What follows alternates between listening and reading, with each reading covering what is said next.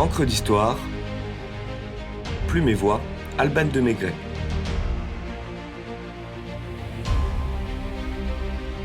« 11 novembre, silence florissant pour l'armistice.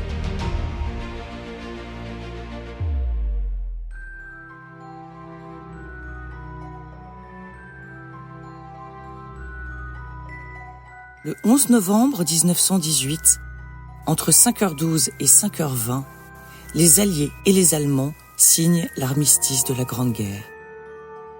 Ce moment historique a lieu dans le wagon-bureau du maréchal Foch, à Rotonde, en forêt de Compiègne. Le 11 novembre à 11h, le cessez-le-feu est proclamé sur le front. Les cloches sonnent à la volée, les cris de joie explosent, les drapeaux sont hissés, la Marseillaise retentit à plein poumon, des farandoles euphoriques s'improvisent. Plus personne n'y croyait. C'en est enfin terminé de cette guerre meurtrière, dévastatrice, interminable. Un terme est donné à ce long cortège de souffrances. La liesse fait place à l'émotion. L'émotion au silence. Cette paix, au prix de combien de vies, de combien de blessures l'aura-t-on retrouvée? Qui n'a perdu un fils, un fiancé, un frère?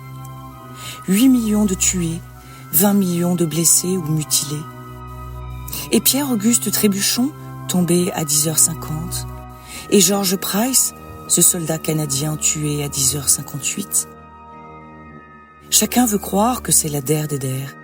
Et en premier lieu, les gueules cassées, les poilus rescapés, les orphelins, les veuves éplorées.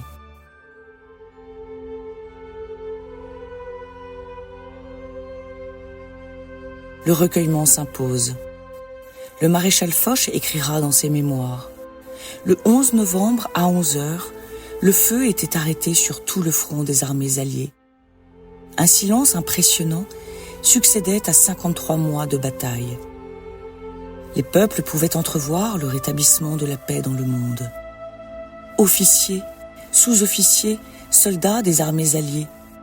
Après avoir résolument arrêté l'ennemi, vous l'avez pendant des mois, avec une foi et une énergie inlassables, attaqué sans répit. Vous avez gagné la plus grande bataille de l'histoire et sauvé la cause la plus sacrée, la liberté du monde. Soyez fiers. D'une gloire immortelle, vous avez paré vos drapeaux. La postérité vous garde sa reconnaissance. Des coups de canon victorieux retentissent alors que Georges Clemenceau, le père de la victoire, s'adresse aux Français. Messieurs, je cherche vainement ce qu'en une pareille heure, avec cette lecture devant la Chambre des représentants français, je pourrais ajouter. Rien. Juste le silence.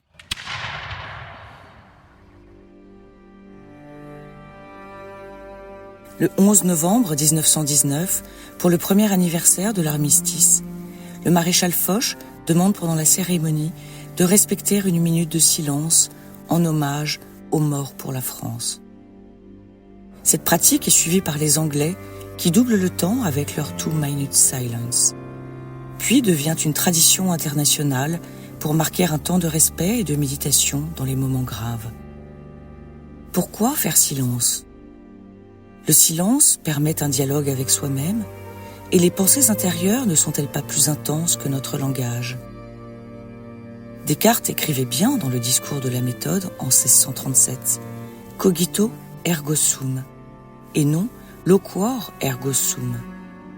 Le silence n'est-il pas synonyme de loyauté, garder un secret, d'égard, écouter les autres, de concentration, de réflexion? Euripide disait « Parle si tu as des mots plus forts que le silence, ou garde le silence. » Un homme silencieux, debout et immobile, donne une profondeur au souvenir et à la mémoire qui s'habille de respect. Nombreuses d'ailleurs sont les sentences qui font l'apologie du silence. La parole est d'argent, mais le silence est d'or. Qui ne sait se taire, ne sait dire. Il est bon de parler et meilleur de se taire.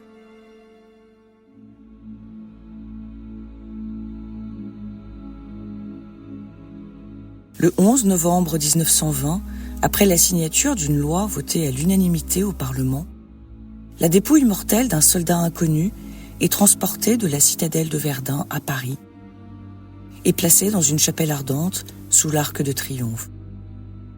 L'année suivante, le cercueil est inhumé et le 11 novembre 1923, André Maginot, ministre de la Guerre, allume pour la première fois une flamme qui ne s'éteint jamais, afin de rappeler à tous la mémoire des soldats morts pour la France. Depuis 1922, le jour du souvenir est devenu un jour férié, comme le chante Michel Loisel dans Le Coquelicot oublié.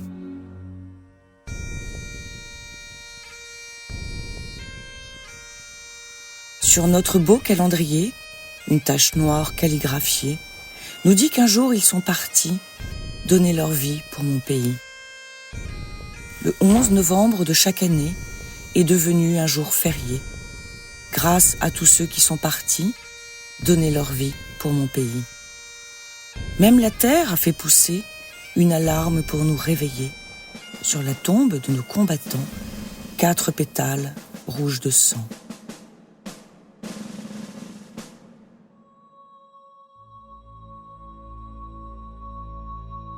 En qualité de Canadien, il est normal que Michel Loisel évoque le coquelicot.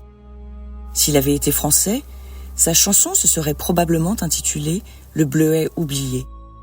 Ces 2 fleurs, en effet, persistaient à pousser dans la terre ravagée des tranchées. Rouge et bleu tranchant avec le gris du ciel et de la boue, symbolisaient pour les soldats l'unique témoignage de vie. Comme le dit Bernardin de Saint-Pierre dans les Études de la nature en 1784, les coquelicots et les bleuets éclosent dans des oppositions ravissantes. Dès 1915, à la faveur du fameux poème « In Flanders Field » de l'officier canadien John McCrae, le coquelicot devient l'emblème du sacrifice et du souvenir de la Première Guerre mondiale.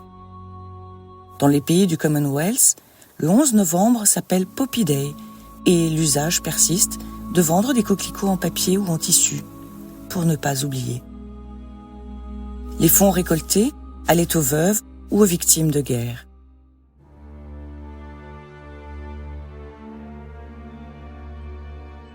Les jeunes soldats français, avant que leur uniforme bleu ne soit maculé de cette boue indécrottable, étaient spontanément appelés les bleuets. Aussi, en France, est-ce naturellement à ce végétal que l'on alloua le titre de fleur du souvenir. Après-guerre, Charlotte Malter et Suzanne Lénart, toutes 2 infirmières à l'hôpital des Invalides, ont l'idée de faire fabriquer des bleuets en tissu aux mutilés pour leur permettre d'améliorer leurs revenus. Légalisée en 1934, la vente publique de bleuets prend une dimension symbolique très forte le 11 novembre 1939. Jour où est vendu un bouquet jumelé d'un bleuet de France et d'un poppy britannique, en signe d'alliance des 2 nations à l'aube d'une nouvelle guerre. Laissons un proverbe japonais clore cette évocation d'une journée sous le signe du souvenir et du silence. Les mots que l'on n'a pas prononcés sont les fleurs du silence.